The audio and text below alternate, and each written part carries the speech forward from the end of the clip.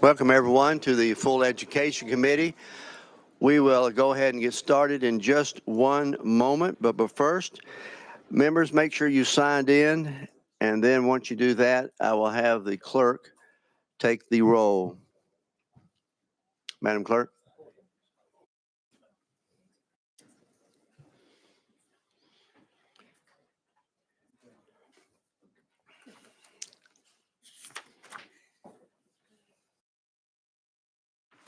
Has everyone had a chance to sign in and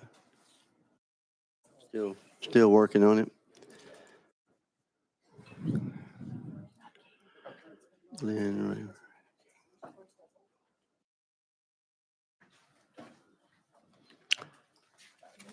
got it.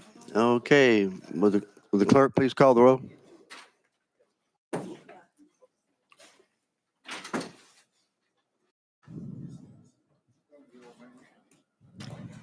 Mr. Chairman, you have 17 members present. Mr. Chairman, you have a quorum.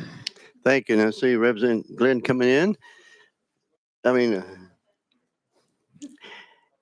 And also we have, thank you, Madam Clerk. Also, Representative Raper, we have word that he may be back with us tomorrow, as early as tomorrow after his surgery, liver transplant. So he's doing quite well. So that is great. So we welcome him back. Members, anybody have anyone you would like to recognize or an announcement as we get started?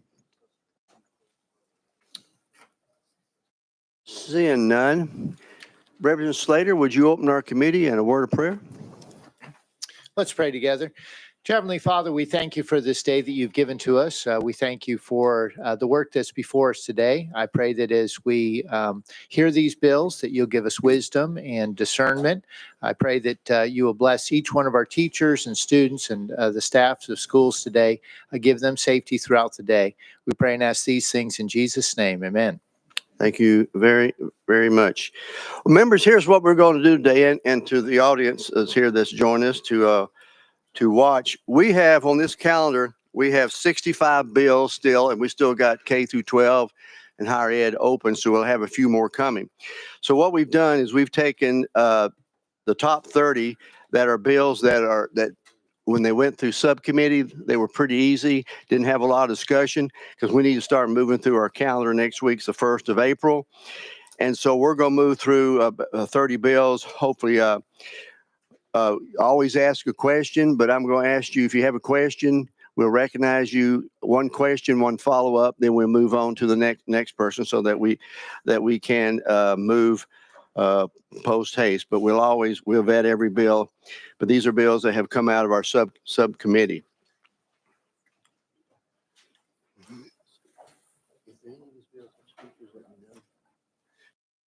Okay, we're going to start out. Let's start with, and I'm going to jump around one or two spaces, but to begin with, take item number 65, which is House Bill 1006, is off notice.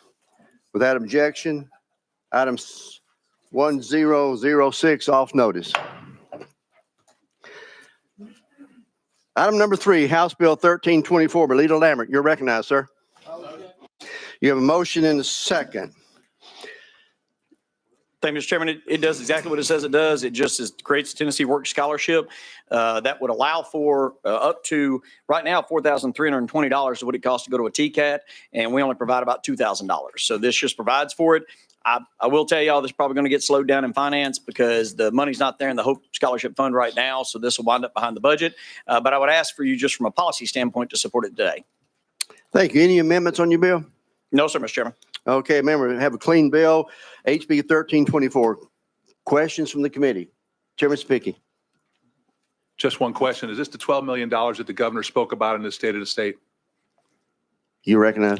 Yes, sir, Mr. Chairman. It would have come out of the Hope Scholarship Fund, but that fund it's had a lot taken out of it over the last few years, and we've made that decision. That's fine. But I think that the finance folks are thinking that it might need about a year to kind of stabilize before we take any additional out of it. Thank you. Further questions of our sponsor? Seeing none, any objection to the question being called? Hearing none, Madam Clerk, would you put the vote on the board?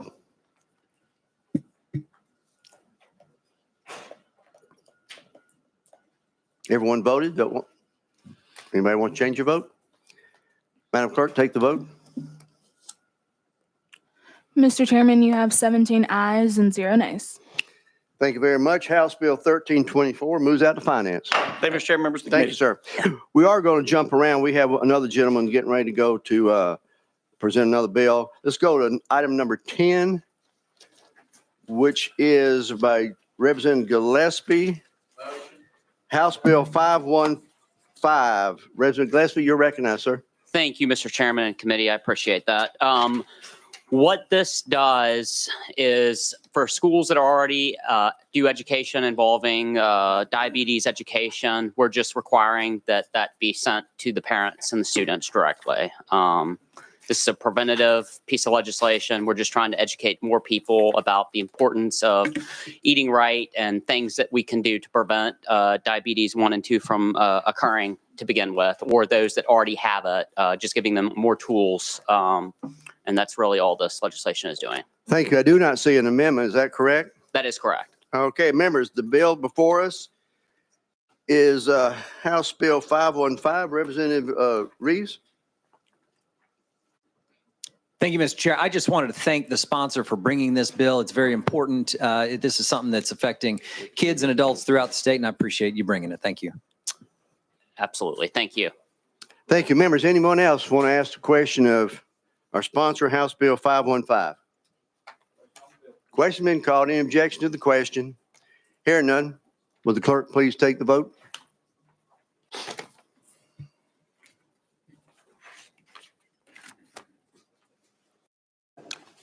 Madam Clerk, please take the vote. Mr. Chairman, you have 18 ayes and 0 nays. Thank you. House Bill 515 moves out the calendar and rules. Thank you, sir. Now let's jump back. Let's go to item number 1, House Bill 1088 by Representative Scarborough. You're recognized. You got a motion second on your bill. You do have an amendment. Does it rewrite the bill? No, sir, it does not rewrite the bill. It does not rewrite the bill. Okay, for members, any objection to this moving forward, Amendment 6397? Would you explain the amendment before we take a vote on it? Sir, the amendment simply changes the language in a couple of different areas. It increases the notification time from 24 to 48 hours. It also establishes when the clock starts on the bill. Got a motion to adopt and a second to adopt. Any objection to adding the amendment 6397 to House Bill 1088? Hear no objection. All those in favor say aye. Opposed? The ayes have it. Your bill is properly amended. Now explain your bill, sir. Thank you, Chairman. This bill is designed to improve communication between the local education agencies, parents, and law enforcement regarding threats of violence or significantly disruptive behavior in schools by ensuring parents and guardians are notified of threats. Local education agencies will be required to notify parents and guardians of any credible threat reported to law enforcement within 48 hours. By ensuring the parents and guardians are informed of any potential dangers to their child's safety, we can promote proactive approach for parents to stay aware of situations that could potentially escalate. With that, sir, I'll take any questions. Thank you very much for that explanation. I do thank you for adding the amendment 6397. That did clear up a few things that we had questions about when it left subcommittee. Members, questions? Representative Johnson? You're recognized. Thank you. Just one quick question is, does it give anything as related to specifics like you don't have to tell them exactly what it is, but that something hasn't occurred, there's a threat, or are there specifics on what you are supposed to tell the parents, how much information you have to give them? I'm just curious. You're recognized. I will leave that up to the local threat assessment team for that school or that public school agency when they deliver that message. I think the tone and wording would be very important. Follow up. Okay, so there's nothing specifically in this bill that says how much they have to tell or anything like that, just that they need to let parents know. Representative Scarborough. That's correct. Thank you. Proper notification. Okay, further questions of our sponsor, House Bill 1088. Question being called. Any objection to the question? Hearing none. Madam Clerk, would you please call the vote on House Bill 1088?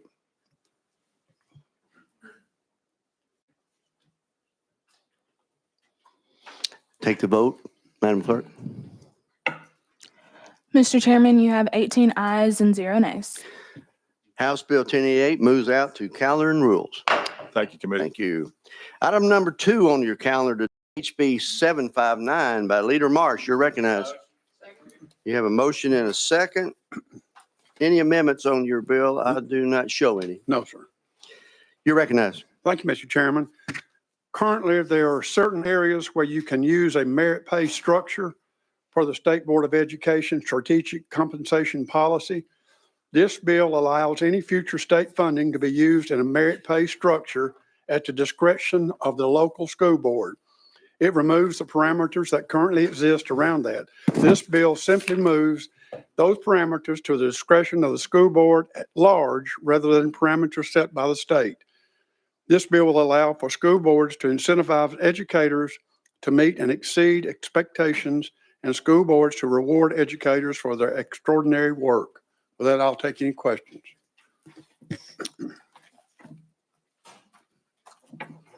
Members, with that explanation, do we have any discussion? Representative Hakeem? You're recognized. Thank you, Mr. Chairman. Chairman Marsh, when I hear merit, I'm thinking that we're going to choose between one person and another. What I mean by that, it's been used against certain people over the years. And I think what we have in place now is sort of everyone gets that raise. Now, if they're not performing as they should, I think they should be given an opportunity to, I guess use the term, upgrade their abilities. But again, the concern I have is that you have certain individuals who pick and choose who we want to have that increase, as opposed to what I'm getting at is some people who are capable and do the work don't necessarily get that raise, if you follow what I'm saying. Representative Marsh, would you like to respond? Thank you. And I do understand what you're saying. And we are leaving this up to the local school board to come up with their own rules and ways that they'll pick these people. And they don't have to pick it at all. They don't have to do this. But if they have some great teachers that deserve to be moved up and to make more money, they can do that. Where now they cannot. Thank you. Thank you. Members, anyone? Representative Johnson?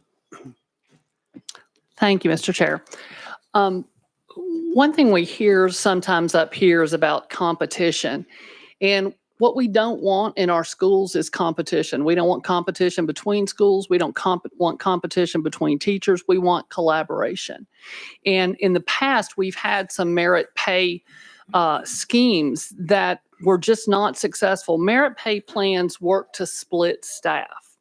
Teachers in well-funded, well-supported schools with well-fed students that have plenty of support may like this idea because their kids are going to be the ones that do well, so they're going to be the ones getting the merit pay. But it's our under-resourced, underfunded communities that are going to struggle, and the good teachers aren't going to want to go there because they're not going to be as apt to get this merit pay.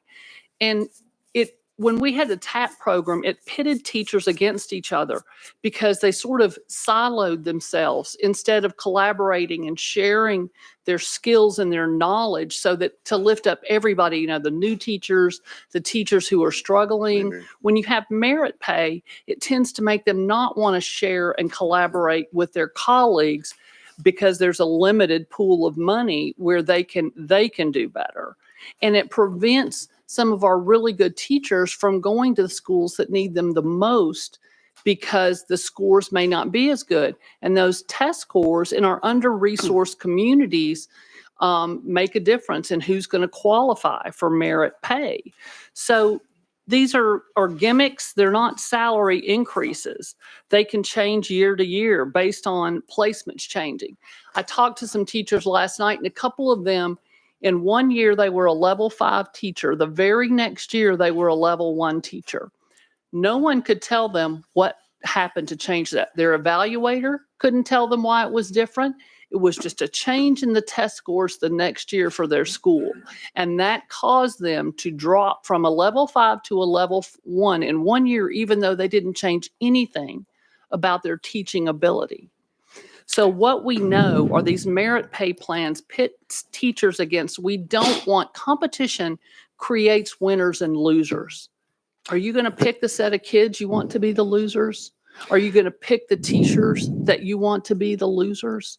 We need folks in our schools. It's not a business. We want every kid to be successful. We want every teacher to be successful.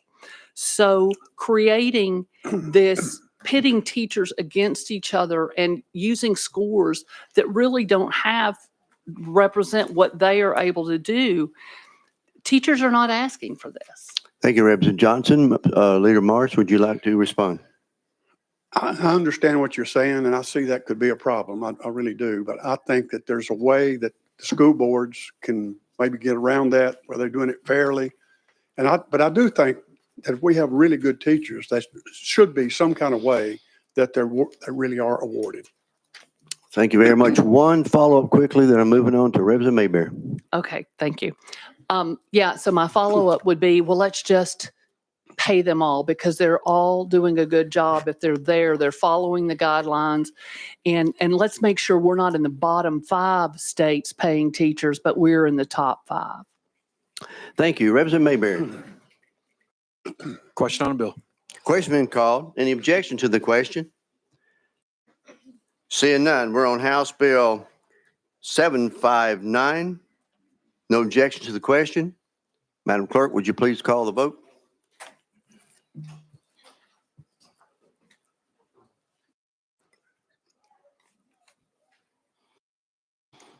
Everyone voted. Anybody want to change your vote? Seeing none, Madam Clerk, call the vote. Mr. Chairman, you have 14 ayes, 2 nays, and 2 present not voting. Thank you. House Bill 759 moves out to Finance. Thank you, sir. Item 4, House Bill 549 by Leader Cochran. You're recognized. You got a motion and a second. Let's look at the bill and see if no amendments. No amendments. That's correct, Mr. Chairman. Okay, you got a clean bill. House Bill 545, you got a motion second. Go ahead and explain your bill. Thank you, Chairman. This one's pretty straightforward. This legislation requires the state to provide professional development on the topic of artificial intelligence to all middle and high school teachers at no cost to the teacher. The professional development would be provided to new middle and high school teachers as they enter the classroom. That's all. With that explanation, members, questions? McKenzie, Representative McKenzie. Thank you, Mr. Chair. Thank you, sponsor, for bringing this bill. You know, the thing about AI, folks are dreading it, not wanting it. It's here. It's not going anywhere. So we might as well make sure our teachers, one, are able to recognize it as they grade papers and see some of how their students are advancing, whether they're using them in a positive or not so positive way. But and then I also like the fact that it's not synchronous, that what I'm assuming will be done is that it's going to be interwove throughout the year. And of course, it's not just the science, it's not just the math, it's not just the paper writing. It really is part of our fabric as we know going forward. So appreciate you bringing this piece of legislation. I'm just curious as to, are there a lot of vendors out there that are capable and able of teaching it kind of at that, K through 12, which is a huge spectrum? Are there folks out there that will be willing to accept this bid when it comes? Leader Cochran. Thank you, Mr. Chairman. And Representative, I'll be honest with you, I don't know the number of vendors. I think just as you mentioned, as AI has become more prevalent in the classroom, both for positive and negative reasons, that the folks who are available to train on that are probably increasing. I don't know the actual number, but yes, I think that those sources out there. Tennessee would be leading the way on making this, on introducing this training to our teachers. So this would be Tennessee leading on this to ensure that our teachers have the proper training in it. Just quick follow-up. One follow-up. Yes, thank you. Thank you, Mr. Chair. And just know that the successful bidder may be 12 or 13 years old. You never know. That's right. That's right. Chairman Spicky. Question. We got an objection. We got 3 hands. I'll go. Would you like to withdraw that? No? Okay. Well, we have the question been called. Go ahead.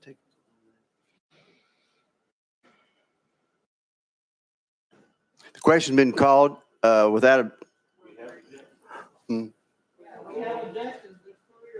We are on the board for the objection. Would the clerk please put the vote on the board?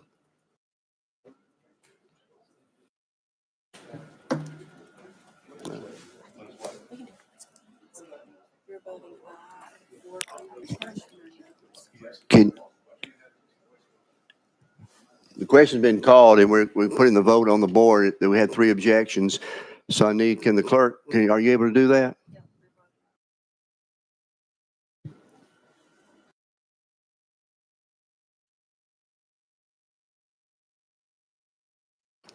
Madam Clerk?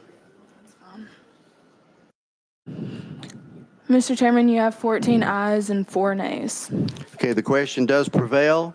Any further discussion? The question been called. So Madam Clerk, would you put the vote on the board for House Bill 545?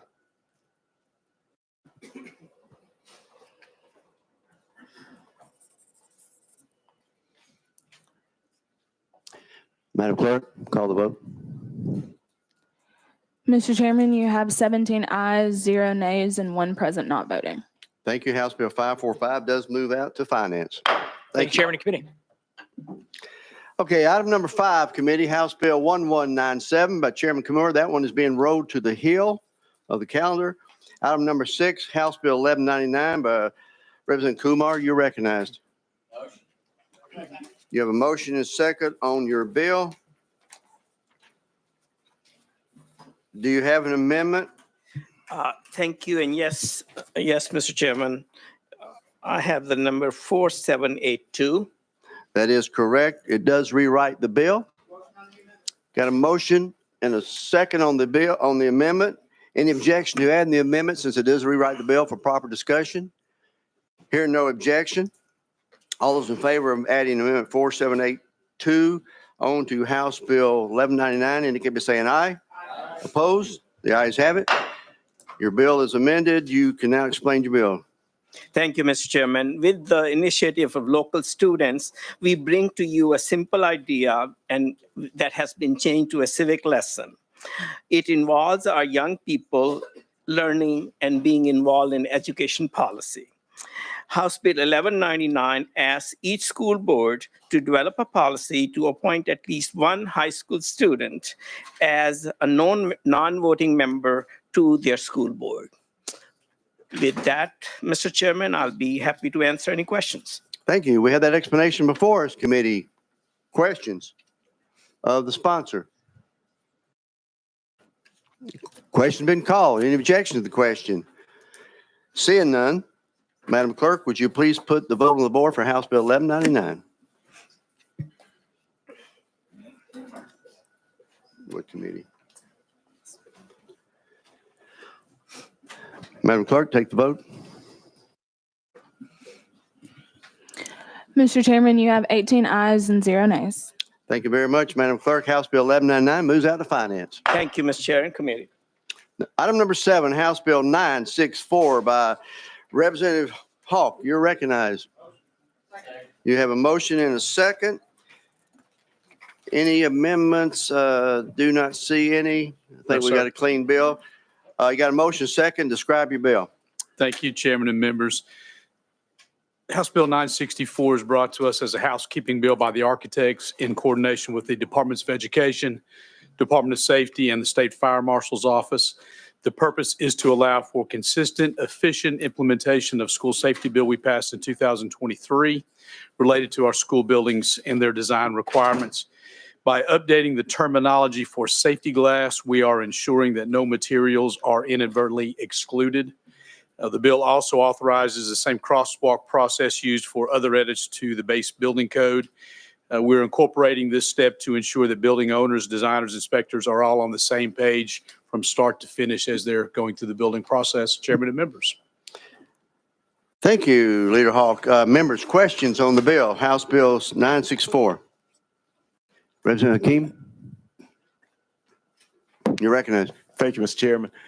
Chairman Hall, does this apply only to new construction or does this deal with existing school buildings also?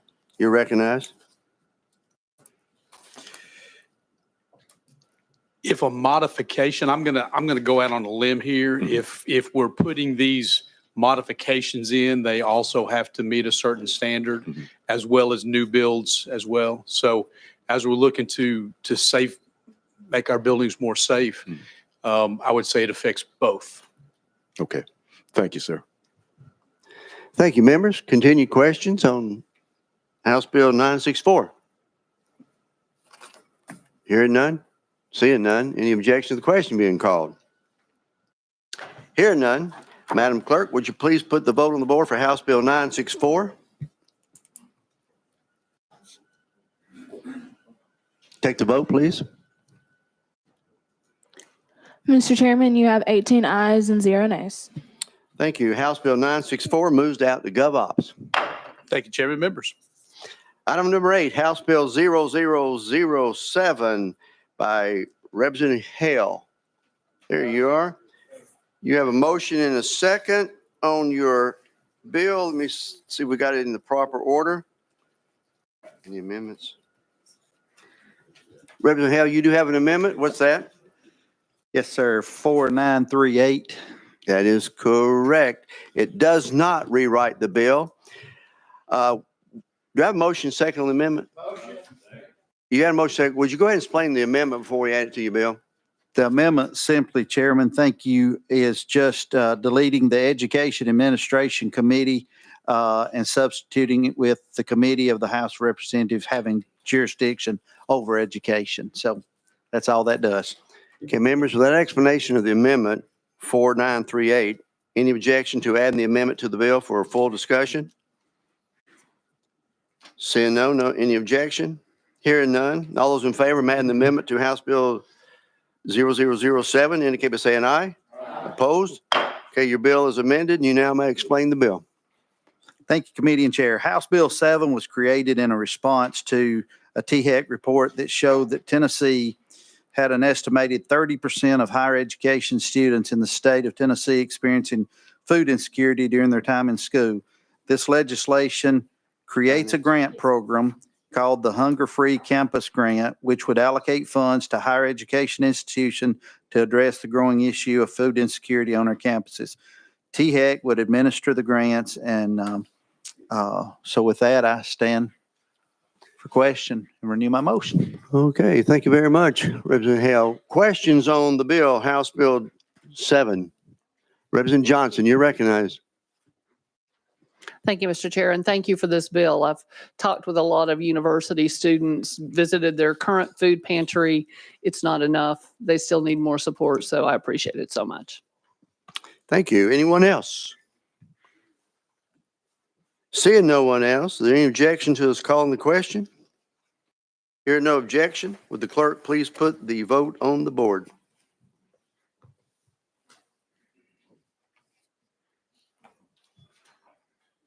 Madam Clerk, call the vote. Mr. Chairman, you have 18 ayes and 0 nays. Thank you. House Bill 0007 moves out to finance as you have a fiscal note. Thank you. Thank you, Committee and Chair. Number 9, House Bill 1016 by Chair-Lady Littleton. You're recognized. You have a motion and a second. Thank you, Mr. Chairman. It does have an amendment 5347. That is correct. It says it makes the bill, so rewrites it. Members, any objection to adding the bill, the amendment? Got a motion and a second for proper discussion. Any objection? Hearing none. All those in favor of adding amendment 5347 onto the bill for proper discussion, indicate by saying aye. Opposed? Aye. Your bill is amended. Chair-Lady Littleton, you're recognized.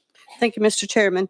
This bill, as amended, requires public charter schools to adopt an internet acceptable use policy in the same manner required for local education agencies, prohibits an LEA or public charter school from tracking or monitoring a person's use of the internet via personal electronic device off of school property, except for instances in which the student uses a personal electronic device during a test. Okay, we have the explanation before us. Members, questions? Representative King? Thank you, Mr. Chairman. Maybe this is, if they're not on campus, they can, Let me hear that, if I may, Mr. Chairman, hear that again, please. Okay, would you Explanation. explain that one more time? Yes, I will, Mr. Chairman. This prohibits an LEA or public school charter school from tracking or monitoring a person's use of the internet via a personal electronic device off a school property, except for instances in which a student uses a personal electronic device during a test. All right, all right. Thank you very much. You're welcome. Representative Johnson? That made me think of a question. So like if they were doing a test at home, perhaps, is that what you're referring to there? You recognize? Thank you, Mr. Chairman. It is. Okay. And so I'm just curious, the impetus for this bill, that portion of it. I get the first part where you're having charters do the same thing as locals. But was there a certain incident that happened or something that made you bring this bill? Just kind of curious Representative Livingston? what the issue was. Thank you, Mr. Chairman. Senator Lowe brought me this bill, and I thought it was a good idea, so I just Okay. agreed to carry it. All right, thank you. Okay, we're on House Bill 1016. Chair Lady Littleton, further discussion? Seeing none, any objection to the question being called? Hearing none. We're now going to put on the board. Madam Clerk, would you take the vote on House Bill 1016?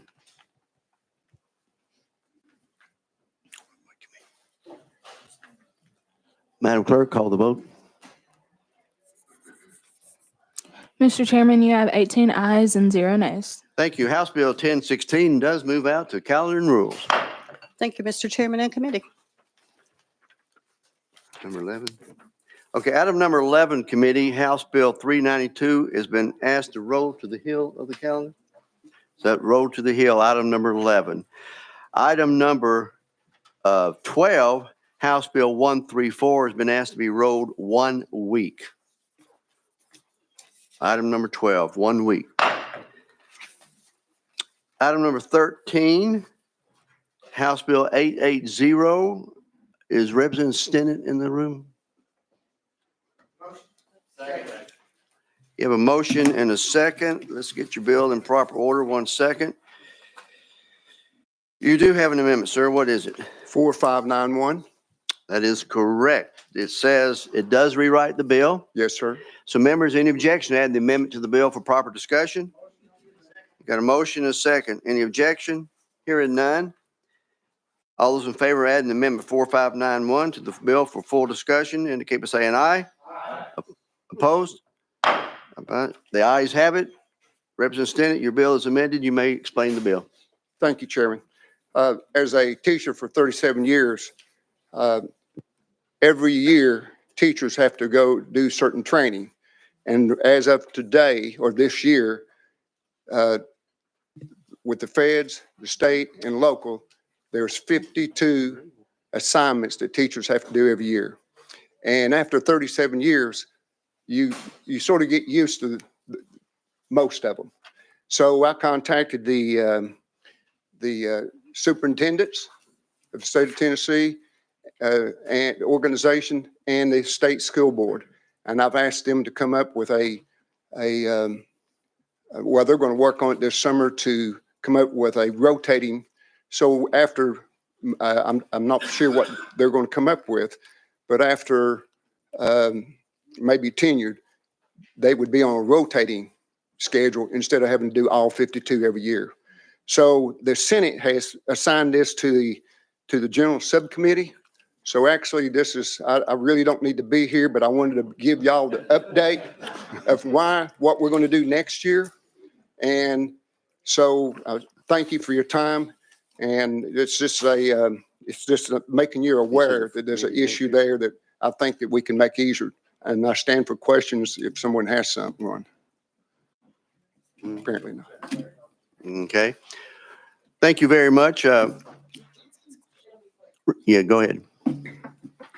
So are you talking about programs that are degree programs for teachers, or just any sort of training that they need to re-up their license? Or no, it's just assignments. For instance, what do you do if a student has blood? Okay. Okay, every year blood pressure, we have to go through that. Right. And most teachers after 4 or 5 years know what to do with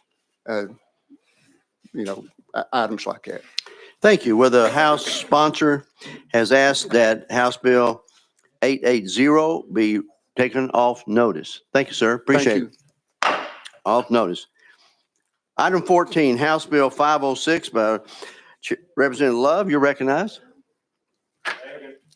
We got a motion, a second. Thank you, Mr. Chairman, and some committee members, absent of Ronnie Glenn. Representative Love, do you need to be here also? I used to be in this committee. It's so good to see you all again on this side of it.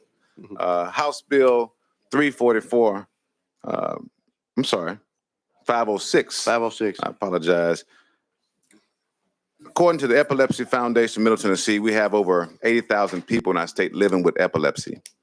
The most recent annual school health services report by our State Department of Education reported that there were 6,280 public school students and 375 students in non-public charter schools who were diagnosed with seizure disorders during the 2023 school year. Seizures are sudden temporary bursts of electrical activity in the brain that cause temporary changes in physical movement, sensation, behavior, or consciousness. Epilepsy is a brain disorder where a person has recurring seizures, and most seizures end on their own and cause minimal concerns for many students. And seizure disorders can be controlled with daily seizure medication. But we believe this legislation is needed because we need to have someone outside the school nurse who's trained in how to respond to seizures. And so this bill just simply says that each LEA and public charter school will have one full-time employee at each school to annually receive training in seizure safety and first aid to assist students and staff in the event of an emergency. And Mr. Chairman, with that, I stand for questions. Okay, members, with that explanation, questions, Representative Johnson? Thank you for bringing this bill. I had you gave the numbers for epilepsy, but then there are those who don't know they're epileptic until that first seizure. And my cousin was one of those and had her first seizure at school in high school. And there are a lot of myths out there surrounding how you deal with someone having a seizure. So making sure that there's someone who knows. And they tried out one of those myths when she had her seizure. She was fine. It didn't end up hurting her, but it could have. So the idea that someone there would be trained, I think is a very good idea. So thank you. Thank you. Thank you, members. Anyone else like to ask a question of the bill brought before us by Representative Love? See no other question, any objection to the question? Hearing none, Madam Clerk, would you take the vote on House Bill 506?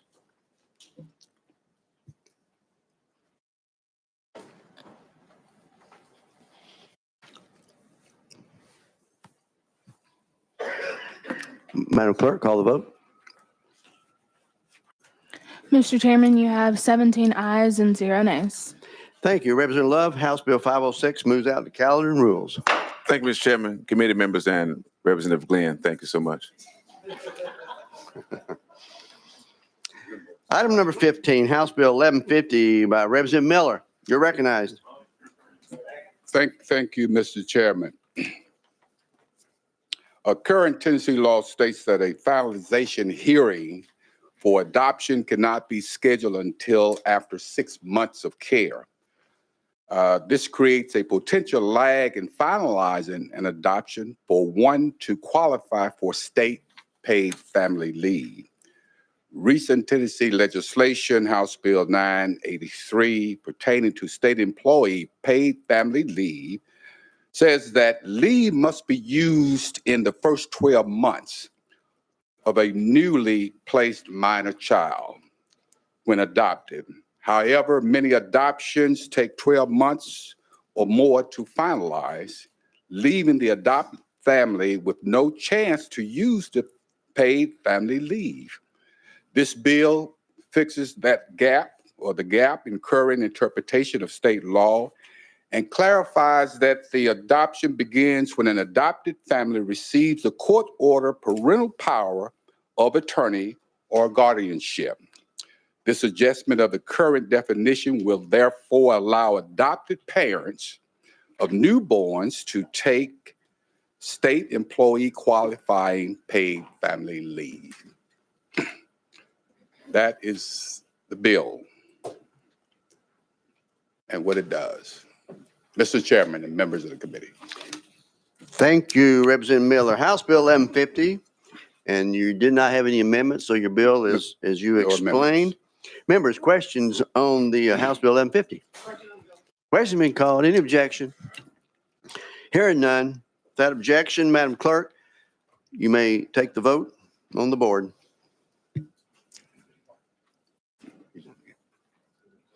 Thank you. Madam Clerk, take the vote. Mr. Chairman, you have 17 ayes and 0 nays. Thank you very much, Madam Clerk. House Bill 1150 moves out to calendar and rules. Thank you, Mr. Chairman, members Thank of the you. committee. Thank you. Item number 16, House Bill 81 by Representative Himmer. You're recognized. You got a motion and a second. Just make sure your bill is in proper order. You have an amendment? Yes, sir. Okay. It is? 3975. That is correct, what we have. Does rewrite the bill. So you got a motion to have a second on the amendment? Okay, any objection to adding the amendment to the bill for proper discussion since it does rewrite it? Hearing no objection. All those in favor of adding the amendment 3975 onto the bill indicate by saying aye. Aye. Opposed? The ayes have it. Your bill is properly amended. Now explain to us what your bill does. Thank you, Mr. Chairman, members of the committee. This legislation is clarifying existing law to require all academic, disciplinary, behavioral, and special education records within 5 business days sent to the new school district and ensures that LEAs aren't unfairly penalized. Additionally, the bill ensures communications between LEAs to prevent students from dropout after the intent to transfer from falling through the cracks. So this summer, Representative Reedy and I had a meeting with various stakeholders and educators and experts around the state. And this idea for this legislation to clarify this section of the code came from those meetings, and it would simply address a critical blind spot in our student transfer system. With that explanation, members, House Bill 81, item 16, we're on that. Ready for discussion from the committee. Representative Johnson. Thank you. I'm curious, is this including out of state? I know one thing we had a real hard time with when I was teaching was getting those out of state records. And so I'm hopeful Tennessee would easily do this. Is this something that is also going to be in line with folks out of state? Is that? You're recognized. Thank you, Mr. Chair. Unfortunately, I don't know if it'll affect the out of state just because this is intended for LEA to LEA transfer, and we won't have any control of what the out of state jurisdiction. But I think putting this in code and showing that, and that's actually one of the problems we were having, is that we didn't have a time frame. It didn't clarify, a lot of times academic records, but disciplinary records. I mean, this isn't fair to the teachers. It's not fair to the student. We want that student to be in that system to be best prepared. I mean, we had instances of students who had criminal activity, was transferring to another school system they didn't know, very, very serious criminal activity. And so we're just trying to make this clarify so we don't have any of those issues and kids falling through the cracks. Follow up? Yeah, I agree. And sometimes what could happen is you could enroll a kid who might have been on a long-term suspension somewhere else. And so that was tricky. But I don't know if there's anything we can do about out of state, but sometimes that's really tough. Just put the thought in your head. Yeah. You want to follow up, Representative? No, thank you, Mr. Chairman. And I think that putting this in the tent of in every school system knowing now that they need to get those records within 5 days, or be receiving for 5 days, kind of puts that antenna up so we could have that issue addressed inherently. Thank you. Further discussion. We're on item 16, House Bill 81. Questions? Any further questions of the Representative Himmer? Question's been called. Any objection to the question? Hearing none, would the clerk please call the vote on House Bill 81?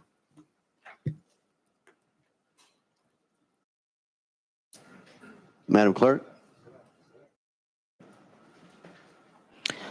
Mr. Chairman, you have 17 ayes and 0 nays. Thank you, Mr. Thank you. House Bill 81 does move out to calendar and rules. Item 17, House Joint Resolution 131 by Representative Sparks. You're recognized, sir. Thank you. Thank you so much, Chairman. Chairman, this bill, this HJR simply is trying to address the issue of lack of fathers and lack of mentors in society and how it plays a crucial role in developing young men and young women to be good citizens in our state, good taxpayers, good leaders. And that's simply what it's doing. And if I could, Chairman, I'd like to call upon you to share your story like you did in subcommittee, if that's okay.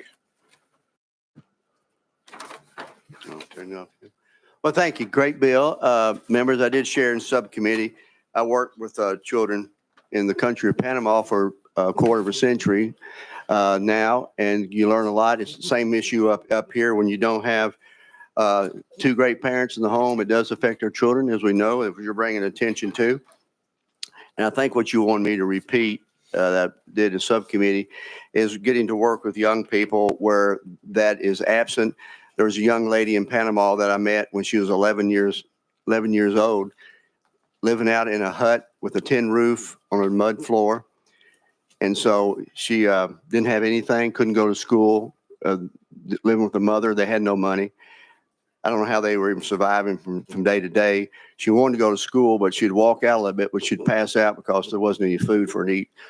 So I met her like a needle in a haystack, found her and got her all the way through high school and helped her go on to college. And I was able to bring her up on a trip to the States, got her a visa. They said, you never get a child like that a visa because there's no reason for, but we did, brought her up. Wonderful young lady. And before I took her back home, she handed me a little yellow Post-it note and it said, I have a question. And I opened it up and it says, may I call you Dad? Mm-hmm. And so I wrote a book called May I Call You Dad? What Fathers Are Needed in the Home as a result of that one experience and working with hundreds of kids down there. So thank you for the opportunity. Yes, sir. And that book's available on Amazon, sir? It's I'm teasing. Actually, I've got a lot in my office and they're free. They're Yeah. free. They're free in my office. Well, I appreciate it. If I could just cite some quick statistics, I think a lot of times in our culture, we just simply glide over these issues and we really don't dig down where this is kind of the cornerstone, if you will. But if I'll just share a few of them, if that's okay, Chairman. 18.3 million children, 1 in 4, live without a biological step or adopted father in the home, according to U.S. Census Bureau. 80% of single parent homes are led by single mothers. That's a tough job we ask our ladies to do. Impact on crime and incarceration. 85% of youth in prison grew up in fatherless homes. 85% of youth, folks. Prisons are very expensive. I don't even know if we can afford to build the next prison. It's going to be very expensive. 90% of runaways are from fatherless homes. Fatherless boys are 279% more likely to carry a gun and deal drugs from a fatherless home. Impact on education. I know a lot of folks care about education here. Fatherless children are twice as likely to drop out of school. 71% of high school dropouts are from fatherless homes. Children in fatherless homes score lower on reading, math, and other scores, and are more likely to repeat a grade. Just wanted to bring some awareness to that issue. Well, thank you very much. Great resolution. Members, anyone else would like to ask a question of the sponsor of the bill, 131? Question's been called. Any objection to the question? Hearing none, would the clerk please put the vote on the board?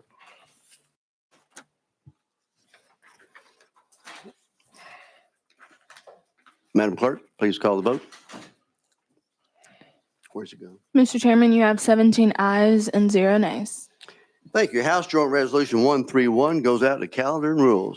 Thank you. Representative Sparks, you have one more joint resolution, item number 18, House Joint Resolution 179. You have a motion and a second.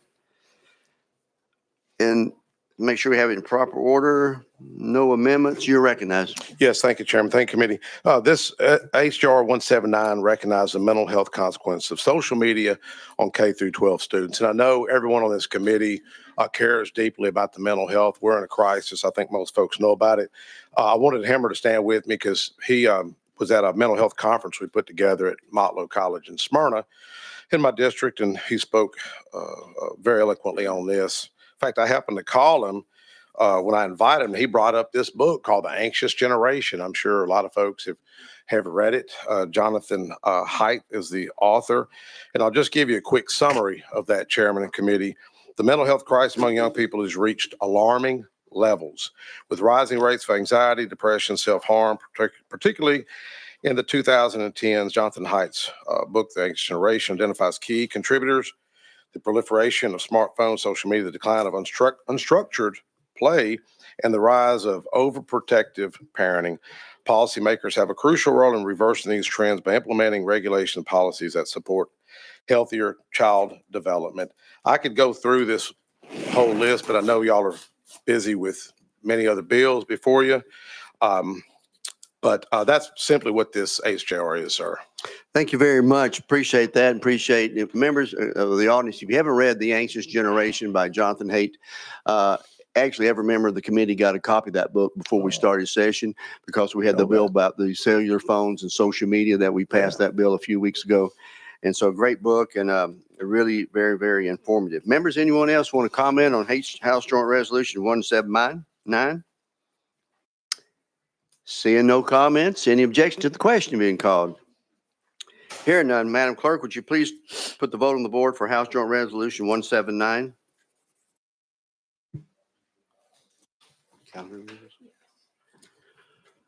Please take the vote, Madam Clerk. Mr. Chairman, you have 18 ayes and 0 nays.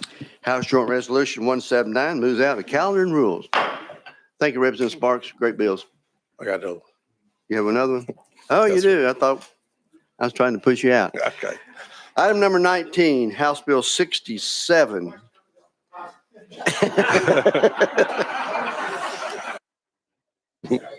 We're trying to move fast, but not that fast. I'll take it. You got to, let's start over. House Bill 67 by Sparks. We got a motion and a second. Let's get your bill in proper order. You have an amendment? Yes, sir. It is simply a task or study to study fast-growing counties and how we keep up with educating children. It is number 4237. Sounds good. All right. Well, that's what we have. 4237. Thank you, sir. It does rewrite the bill. So you have a motion. Do I have a second on the amendment? Any objection to add the amendment to the bill for proper discussion? Hear no objection.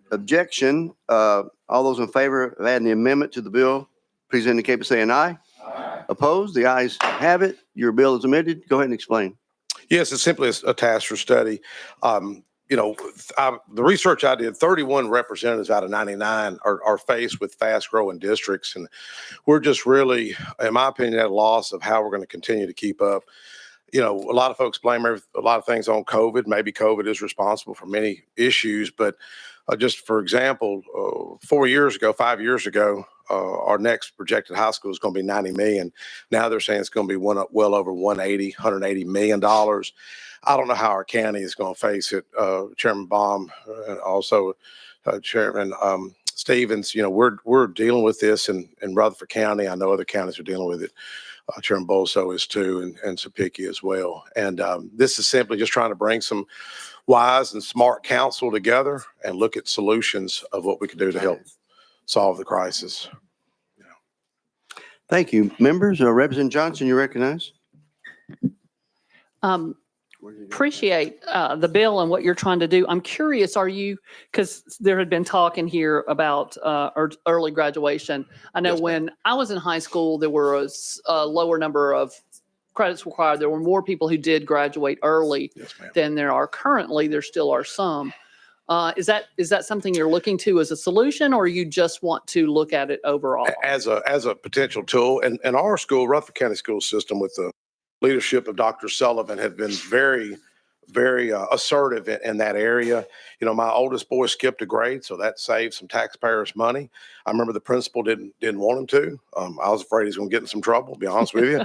And he's done great. I think that because if we could just relieve the growth of 1%, 2%, that would save our county a lot of money. And I think that's one area that we could solve.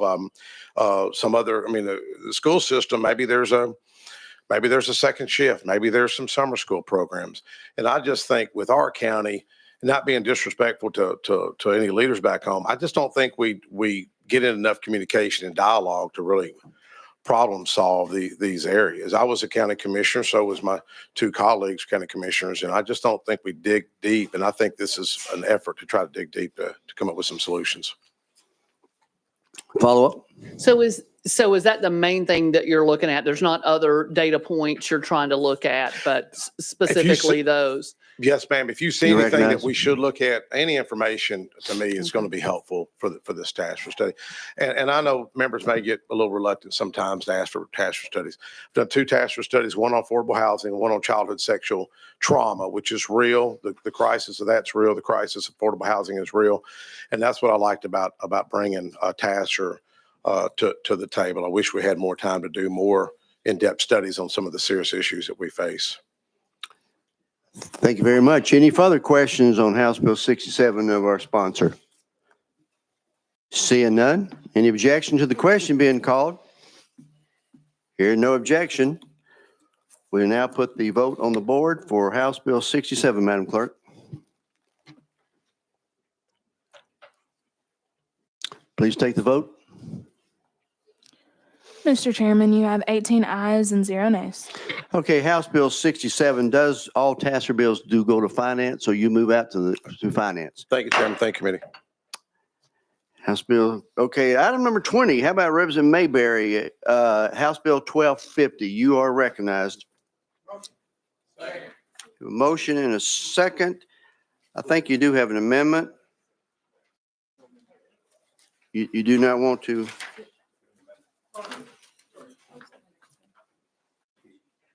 I'm showing, it doesn't rewrite the bill, but it's Amendment 5787. Got a motion to consider? Got a second? Representative Mayberry, would you explain your amendment? And as soon as he gets his mic on. It's just correcting a spelling mistake from when legal wrote it. I'm sorry, say it one more time. It's correcting a spelling mistake when legal wrote it. So you're blame it on legal? Maliciously and willfully. Well, I don't want to blame it on legal. Yeah, we're gonna have to go out of session and let the. No one's saying that. Mrs. Katie Robinson wrote this. Okay, so we got a correction just as far as spelling. Is that correct? Yes. Okay. With that explanation, we're on Amendment 5787. Any objection to adding it to the amendment, the bill? No objection.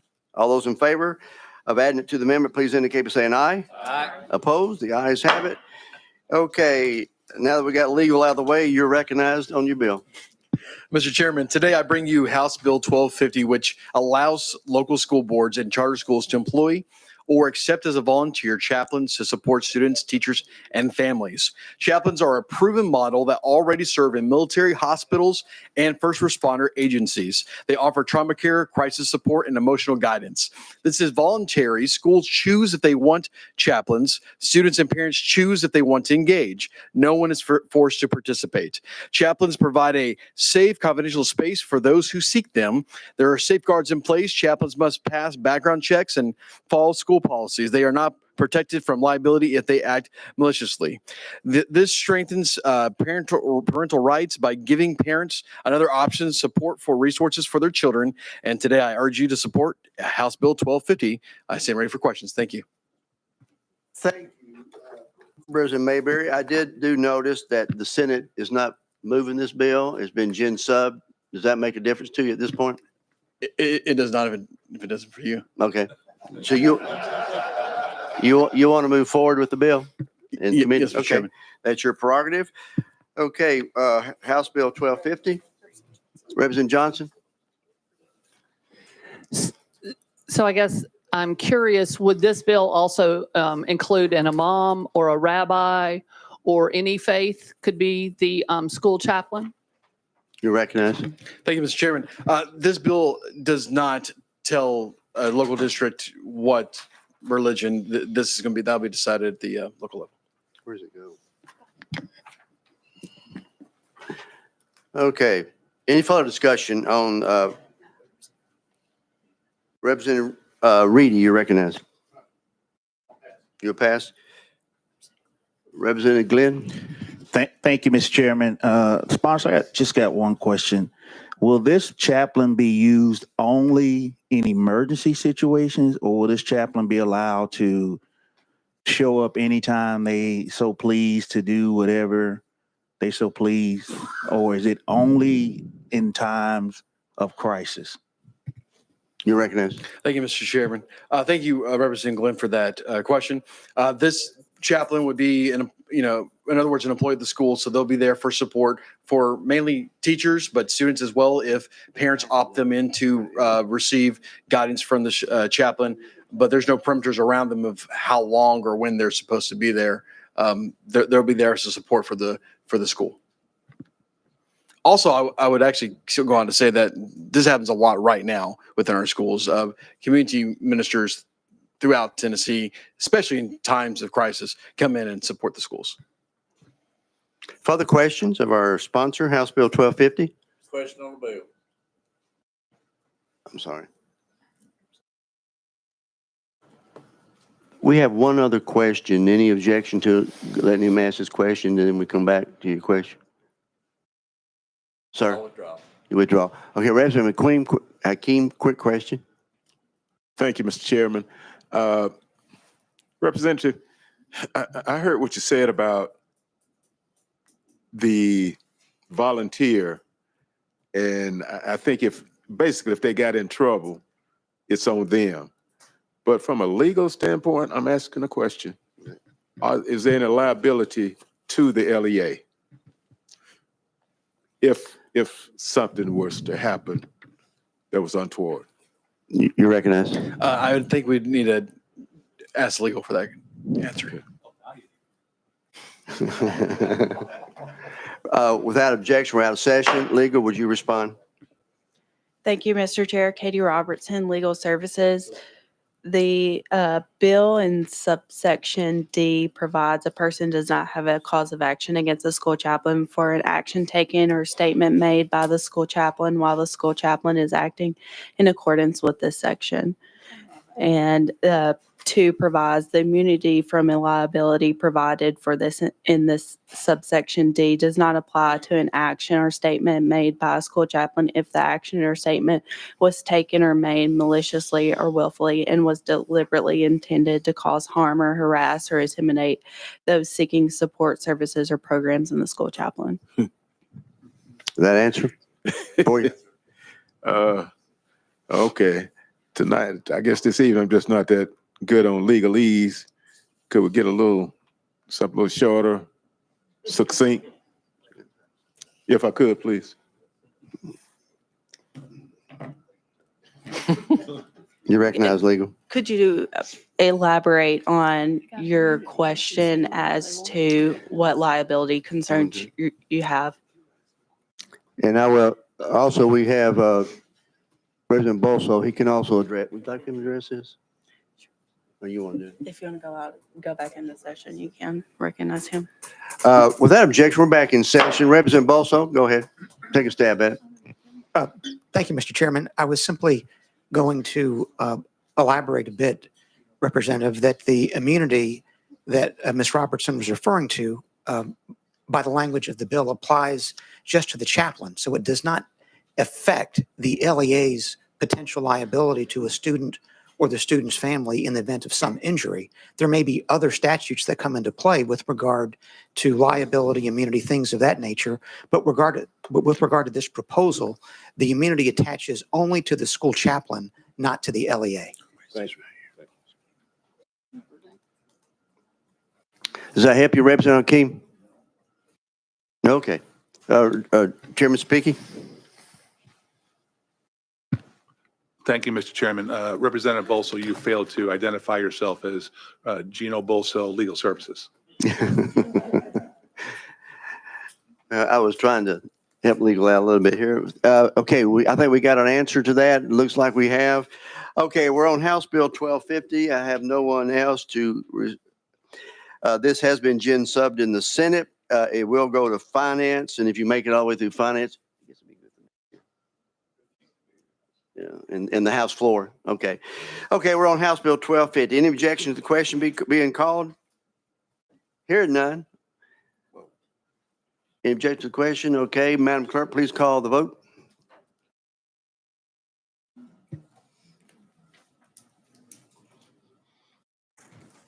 Madam Clerk, please call the vote. Mr. Chairman, you have 14 ayes, 2 nays, and 1 present not voting. Okay, House Bill 1250 does move out to finance. Thank you, committee. Item number 21, House Bill 348 by Chairman Hurt. I have roll for, oh, there you go, down there. You like to roll that? You recognize? Would you like to roll it to the Hill? I think we're good to run it, Mr. Chairman. Oh, you want to run House Bill? Yes, Okay. sir. I think we received the amendment in the time we had off. and got Okay, it filed. members, House Bill 348, item number 21 by Representative Hurt. You're recognized, sir. And we do have an amendment on that, Mr. Chairman. Your amendment is number 5087? No, sir. Not the one y'all have. That's the one you guys have? That's the one I have. Well, then I better roll it to the Hill. Okay. Without objection, we're going to roll House Bill 348 to the Hill. You also have item 22, which is House Bill 453. Would you like to run that?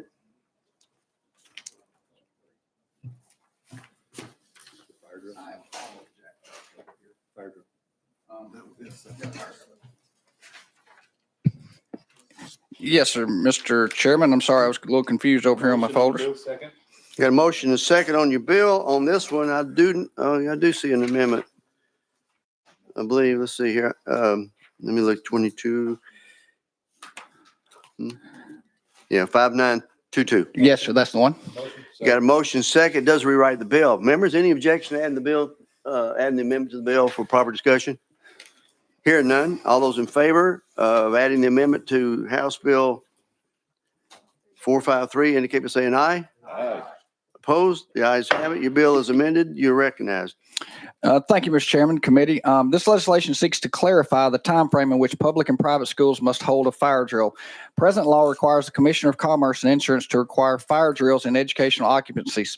In educational occupancies where such occupancies constitute the major occupancy of a building, full evacuation fire drills must be held at least once every 30 school days, with 2 fire drills occurring during the first 30 full days of the school year. This bill provides that in the events the state's 30 school day fire drill requirement conflicts with local, county, city, or municipal law concerning the time frame in which fire drills and educational occupancies must occur, the state requirement controls. This legislation also clarifies that the 30-day fire drill requirement is intended to apply only once during that period. Several schools have been receiving mixed messages from their local fire marshal on whether a fire drill is held every 30 school days or every 30 calendar days. Holding a drill every 30 calendar days can be disruptive to instruction if multiple drills are held in a short period due to school breaks, weekends, and other absences, which require the drill schedule to be condensed to meet compliance. And we're just seeking to clarify this, Mr. Chairman. And with that, I'll take any questions. Thank you, Representative Hurt. You did a good job explaining that also in subcommittee. Makes sense to me. House Bill 453, questions of our sponsor? Question being called. Any objection to the question? Hearing none. Madam Clerk, would you please put the vote on the board?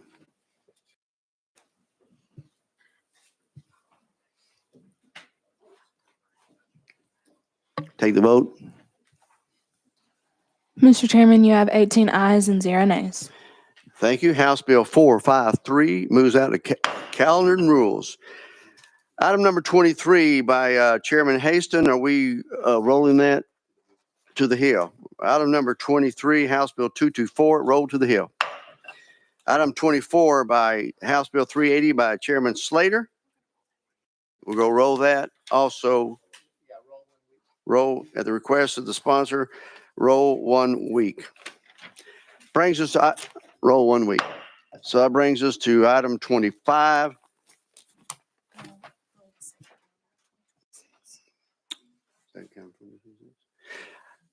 We have been asked on House Bill 1014, item 1014, to roll to the second calendar of next year, correct? Okay, without objection, House Bill 1014. That brings us to item number 26, House Bill 1036 by Chairman Baum. You got a motion and a second on 26. Chairman White, I'd like to ask the committee to roll this 1 week to the Hill. Without objection, item House Bill 1036 is rolled 1 week. Okay. Yes, my turn. I am now going to pass the gavel to Chairman Sapicki. Audience, we don't usually move this fast, but we have vetted these through subcommittee and we picked out some of the ones that are moving faster because we got a long calendar in front of us. And so I have a few that I'm turning over to Sapicki. Members, we are now considering House Joint Resolution 0091. Do I have a motion? We have a motion and a second. There are no amendments on this. Chairman White, you're in the proper position to present your joint resolution. I can get them out. Okay, members, House Joint Resolutions brought to me by, if you're familiar with the Southern Regional Education Board, they've been around since 1949, and many of us we go down to Atlanta once a year. They do a lot. It's a compact of 16 southeastern states, and they do a lot of research for us. What they asked me to do in this House Joint Resolution, they are forming a crisis recovery network to support states after a crisis in a school or a college, whether it be a tornado, a flood, school shooting, any public health emergency. They are putting together a mental health recovery team that will help the states and the communities with mental health recovery. And the SREB Crisis Recovery Network will build out and share counselors' experience for the long term and up to a year as needed. This is something that they do, and they would like to have this resolution passed. So with that, I would renew my motion. Members heard an explanation. Do we have anybody who wants to ask any questions? Chairman Akeem? Representative Akeem, sorry. I'll accept. Representative Akeem. Thank you, Mr. Chairman. Funding, are we just doing a resolution or this tied in any way to any funding from us, from the state? It's just a resolution. It says that not significant. All right. Thank you, sir. Representative Johnson? Yes, thank you. So have these folks been operating in Tennessee? I think you said since late 40s. Is that correct? So they're not new to Tennessee, but they've been operating here. Chairman White, you recognize? Yes, this is a compact put together with 16 states. It actually starts from Delaware, it comes all the way around to the southeastern states, North Carolina, South Carolina, Florida, Georgia, Mississippi, Alabama, Texas. There's 16 of us, and each state pays a certain amount of money into this compact each year to be a part of this. And so that's where the funding comes from also. We already, as a state, do pay into it. And so this is just one of the things that they put together as a crisis recovery team to help the states, if there is a disaster, that they can bring in experts in the field of crisis recovery to support our state. Representative Johnson, follow up? Yeah, so this is just a new sort of group within this organization that has been operating for some time. Chairman White, you recognize? Well, no, this is the group itself, Southern Regional Education Board. But a new Yes. a new thing that they're doing as far as crisis, correct? Chairman White? That is correct. Thank you. Members, you heard the explanation. Any objection to calling the question? Not seeing none.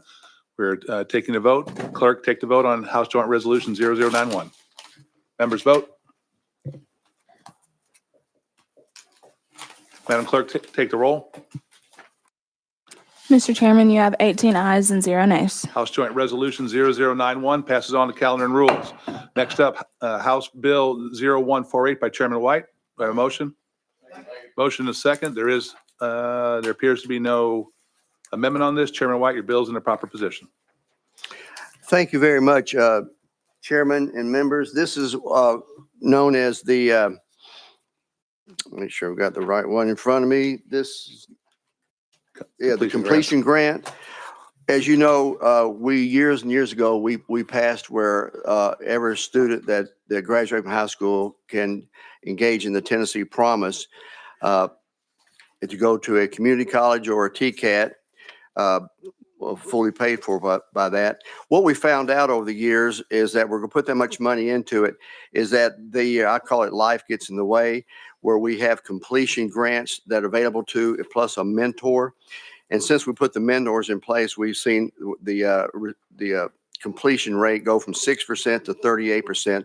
A lot of the young people, as we know, they have a lot of challenges sometimes you get started in a trade school or community college, and then you're not able to finish.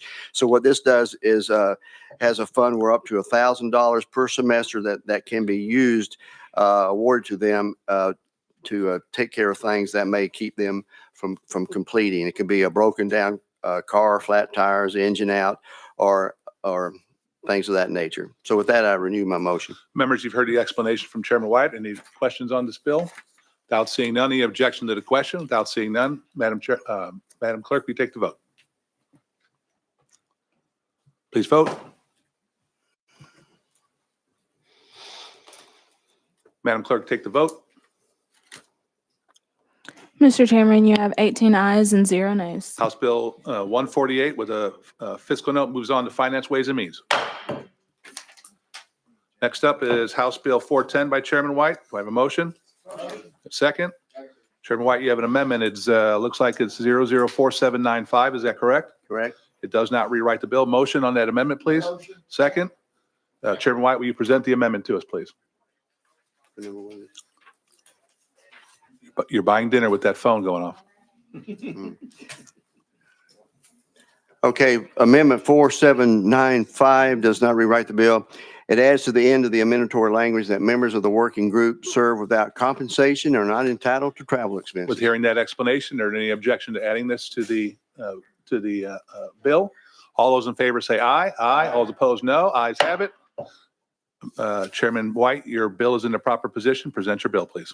Yes, this bill is brought to me. This requires the Department of Education to convene a working group to study and develop best practices, strategies, and programming for our English language learners, or for the English language learner educators to utilize in educating our ELL students enrolled in our public schools and of any of the grades kindergarten through K-12. It establishes the required membership for the working group and requires the Department of Education to submit a report to certain legislative committees outlining the findings of its study and including any recommendations for the legislation. Members, the reason this is important, according to a study that we produced through the Tennessee Education Research Alliance, our English language learners, as you know, back in 2015-16 was about 43,000, and it's increased in 2021 to 63,000. So that's a 46% growth over the 7 years, and it's even grown since then. So being able, this bill will convene a working group to help our English language instructors on how to support these students even more because of the demand on our ELL students and our English language instructors. And that's the basis of the bill. And with that, Chairman, I renew my motion. Thank you, Chairman White. House Bill 410, that's the explanation. Or any discussion on this bill? Representative Johnson. Thank you. In the makeup of the committee, are they going to include ELL teachers? Chairman White. Yes, I'm looking here to see where it does explain that. Let's see. The proposed legislation requires a working group to be composed of the following: directors of ELL programs in K through 12 public schools. The short question is yes. Yes. So you said Follow up. directors, but also teachers? Members of the State Board of Education, representative of DOE, members of the House of Representatives, members of the Senate.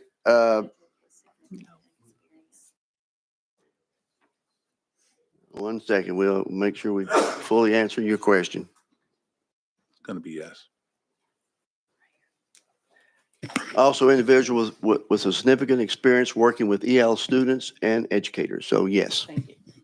Any further questions? Without seeing none. Any objections to call into question? Without seeing none. Madam Clerk, take the vote, please. Please vote. Madam Clerk, take the vote, please. Mr. Chairman, you have 18 ayes and 0 nays. House Bill 410 is approving a majority, goes on to Finance, Ways and Means. No. Next bill is House Bill 504 by Chairman White. Do I have a motion? Have a second? Chairman White, you have a motion and a second. Looks like you want to have an amendment here. It's 005301. Is that correct, sir? That is correct. It does rewrite the bill. Have a motion and a second? Okay. Without objection, let's add this to the bill. All those in favor of adding that amendment 5301 to this bill, say aye. Aye. All opposed, no.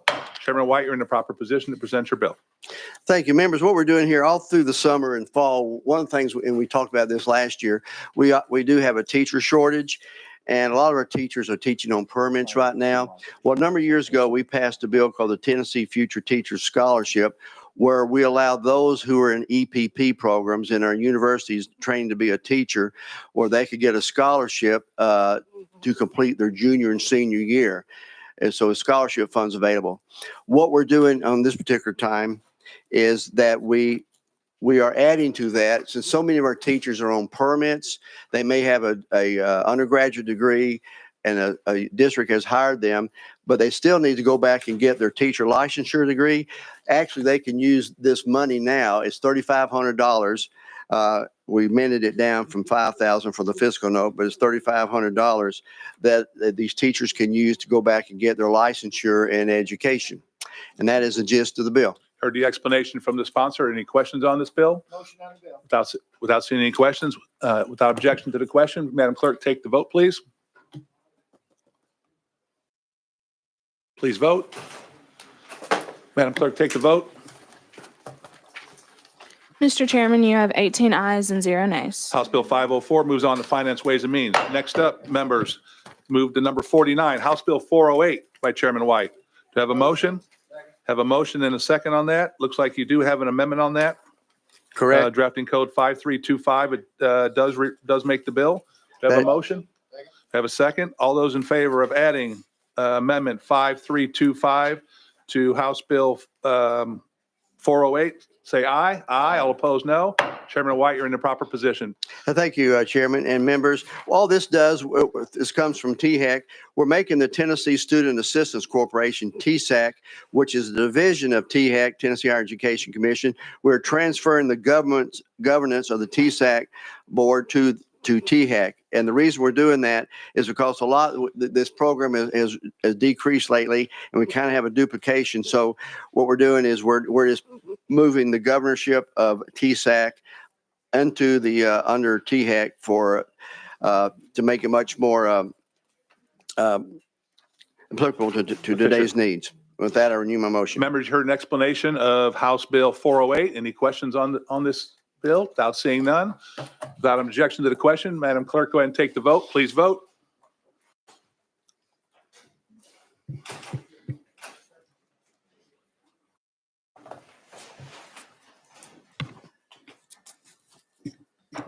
Madam Clerk, take the vote.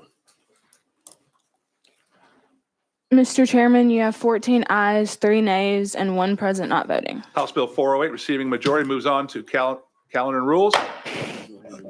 Members, we're going to roll any bill not taken up today to next week's regular calendar. Motion to adjourn? So moved. We're adjourned.